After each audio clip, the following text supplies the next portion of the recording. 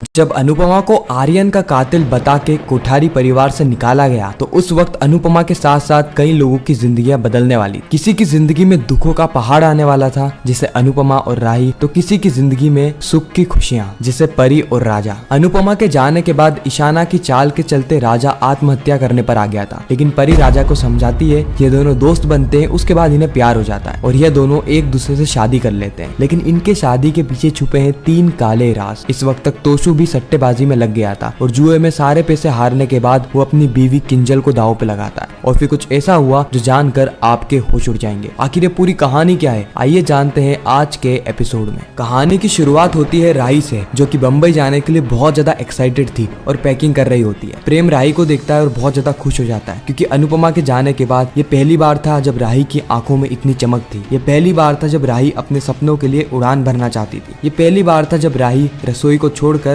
घर वालों को छोड़कर अपने आप पर फोकस करने वाली थी। प्रेम राही को गले लगाता है और राही को ऑल द बेस्ट कहता है। प्रेम कहता है कि राही, मैं तुम्हारे साथ हमेशा रहूंगा, बस तुम्हारे चेहरे से ये मुस्कान हटनी नहीं चाहिए। राही कहती है कि प्रेम, मैं बहुत ज्यादा खुश हूँ कि पापा ने हमें बम्बई जाने का मौका दिया, मुझे मेरी डांस एकेडमी खोलने का मौका दिया। I am very grateful Prem, I am very grateful. इस तरह हम अनुपमा को देखते हैं जो कि सदमे में थी। वो कहीं पर भी काम करने जाना नहीं चाहती थी क्योंकि अभी जो उसके साथ हादसा हुआ वो उसके लिए भुलाने लायक नहीं था। लेकिन जैसे तैसे करके वो तैयार होती है और सरिता और बाकी सभी लोगों से लड़कर या फिर सभी लोगों का सामना कर वो काम के लिए निकल जाती है। किस्मत भी कैसी लेख लिखता है। राही जिससे मिलने जा रही है उनका नाम है मनोहर और ये वही इंसान है जिसके यहाँ अनुपमा को खाना बनाने का काम मिला है। हालांकि अनुपमा के दिमाग में वो सारे फ्लैशबैक अभी भी चल रहे थे कि किस तरीके से एक बदमाश आदमी ने उसके साथ छेड़छाड़ करने की कोशिश करी और जब वो रंगे हाथों पकड़ा गया तो उसने पूरी कहानी ही बदल दी और अनुपमा को दोषी ठहराया। जिसके बाद अनुपमा के साथ मारपीट हुई और अनुपमा को टॉर्चर किया गया। लेकिन अनुपमा अपने आप से कहती है कि नहीं अनुपमा, तू नए शहर में रह रही है, ऐसी घटनाएं होगी, तुझे उसका सामना करना होगा, डर के नहीं भागना होगा। इसलिए अनुपमा निकल जाती है मनोहर लाल के घर। दूसरी ओर हम प्रेम और राही को देखते हैं जो कि फ्लाइट पकड़ के बम्बई में आ गए होते हैं। बम्बई में आते ही ये सीधे जाते हैं मनोहर लाल जी के ऑफिस में ताकि यह उनसे मुलाकात कर सके। लेकिन इन्हें वहां जाके पता चलता है कि वह ऑफिस में है ही नहीं, इसलिए यह दोनों उनसे मुलाकात करने के लिए उनके घर जाते हैं और अनुपमा भी घर के लिए निकल जाती है। लेकिन किस्मत को तो कुछ और ही मंजूर था। अनुपमा और राही बीच रास्ते में ही टकरा जाते हैं। अगले ही पल हम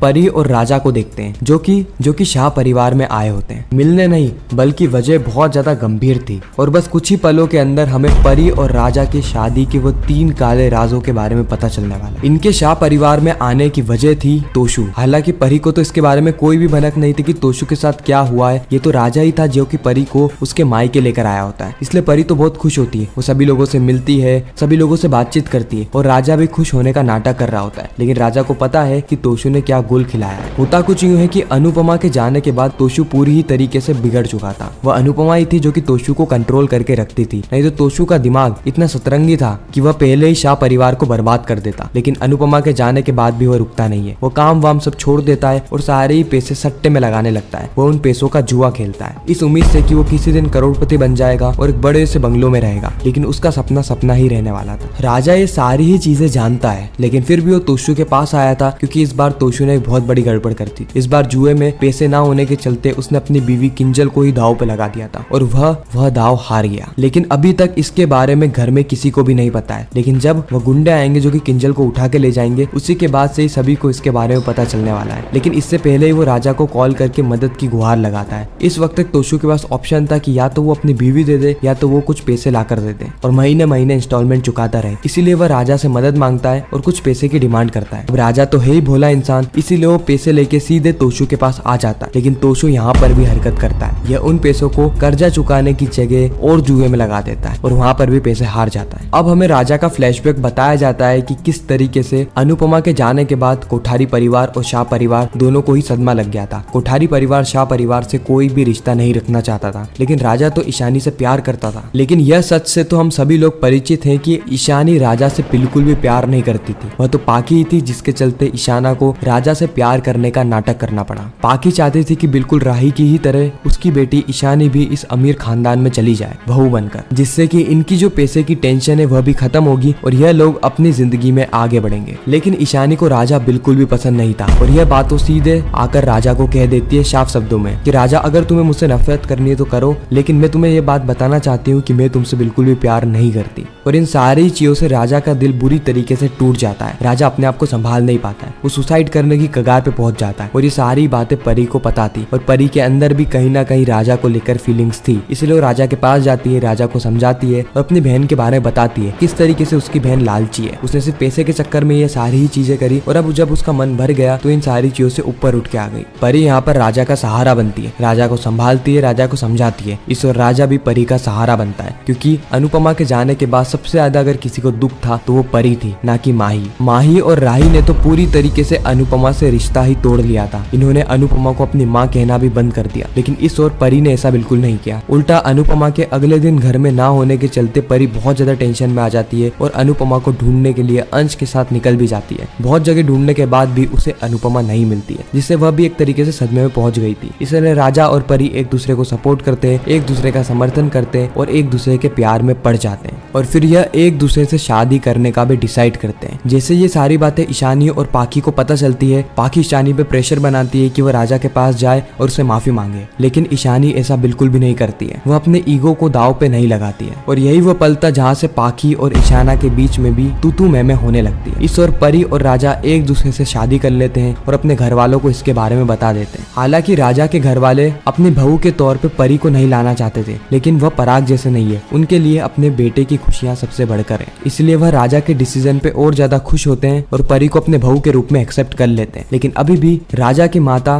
परी को अच्छी तरीके से ट्रीट नहीं करती, क्योंकि उन्हें परी के मोटापे से समस्या है। इस शादी से ना तो ईशानी खुश थी, ना ही पाखी खुश थी, ना ही कोठारी परिवार का एक भी सदस्य खुश था। लेकिन खासकर ख्याति, वह अनुपमा से इतनी ज्यादा नफरत कर बैठी है कि वह अनुपमा की बेटियों को अपने घर में बर्दाश्त ही नहीं करना चाहती। इसलिए वह राही से भी लड़ पड़ी है। लेकिन वो माही को कुछ नहीं कहती, क्योंकि माही ने उसके बेटे से शादी करी थी और उसने अपना सुहाग भी खोया है। लेकिन उसके बावजूद वह इस घर में रुकी हुई है। हालांकि माही के इसके पीछे की वजह भी बहुत ज्यादा इंटरेस्टिंग है। अगर आप जानना चाहते हैं तो कमेंट जरूर करना, मैं उसके ऊपर वीडियो बना दूंगा। इस और हम देखते हैं कि हमें प्रेजेंट का सीन बताया जाता है, जहाँ पे राजा को सारी चीजें पता चल जाती है कि किस तरीके से तोशु ने उन पैसों का भी जुआ खेलने में इस्तेमाल किया और यह वह पैसे भी हार गया। इसलिए राजा डिसाइड करता है कि वो परी की माँ को बचाएगा, इसीलिए वह सारे पैसे लेकर आ जाता है। लेकिन इस बार वो पहले जैसी गलती नहीं करता, यानी पहले तो उसने पैसे तोशु के हाथ में दे दिए थे, लेकिन इस बार वो पैसे उन जुआरी को देता है और तोशु का पूरा कर्जा माफ करवा देता है। और इसी के साथ ही खूबसूरत एपिसोड में यहाँ पर एंड होता है। आपको यह रिकैप कैसा लगा कमेंट सेक्शन में जरूर बताना। साथ ही अनुपमा के आने वाले एपिसोड में हम देखेंगे कि हमें माही का भी राज खुलते हुए दिखेगा, क्योंकि माही और आर्यन के मौत के पीछे एक गहरा राज छुपा हुआ है। जी हाँ, बिल्कुल आपने सही समझा, माही का आर्यन की मौत के पीछे कुछ ना कुछ हाथ तो जरूर है। लेकिन क्या ये माही का एक सपना होने वाला है या फिर हकीकत में ये सारी चीजें होगी? अगर आपको ये जानना है तो कमेंट में पार्ट 2 जरूर लिखना, मैं उसके ऊपर भी वीडियो लेकर आ जाऊंगा। बाकी आपको यह रिकैप कैसा लगा कमेंट में जरूर बताना। मैं मिलता हूँ आप सभी से किसी नेक्स्ट इंटरेस्टिंग वीडियो में।